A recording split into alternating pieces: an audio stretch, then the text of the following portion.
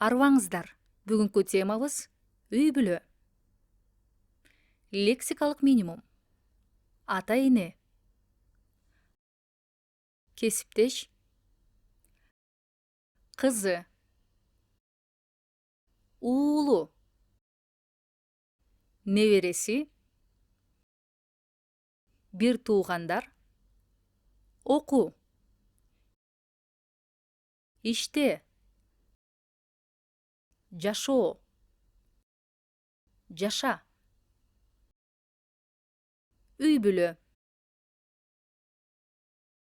Туугандар. Бул ким?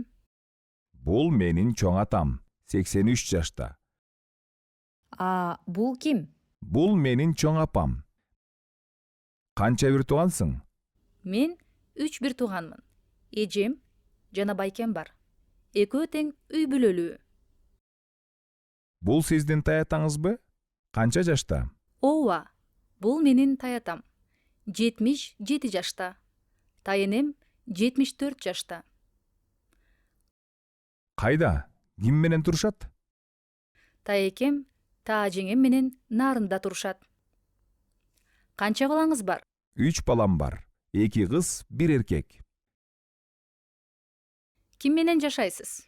Байкем, жеңем жана алардын 2 баласы болуп жашайбыз.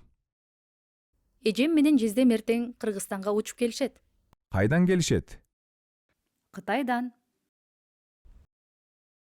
Кесиптешимдин үй бүлөсү. Кесиптешимдин аты Наргиза. Ал 50 жашта. Дарыгер болуп иштейт. Үй бүлөлүү.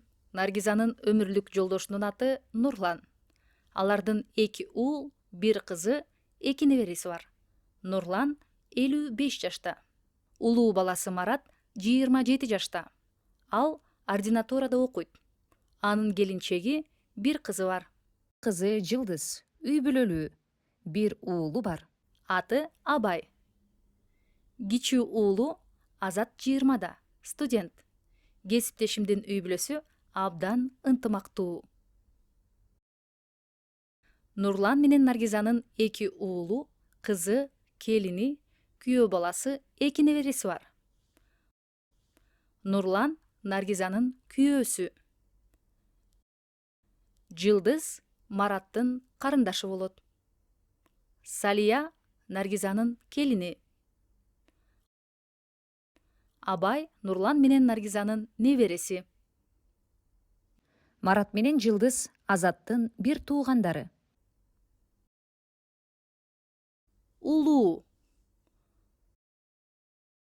Улуу, уулуу. Ал менден улуу. Уулуу. Бул менин уулум. Уулуу. Бул уулуу гүл.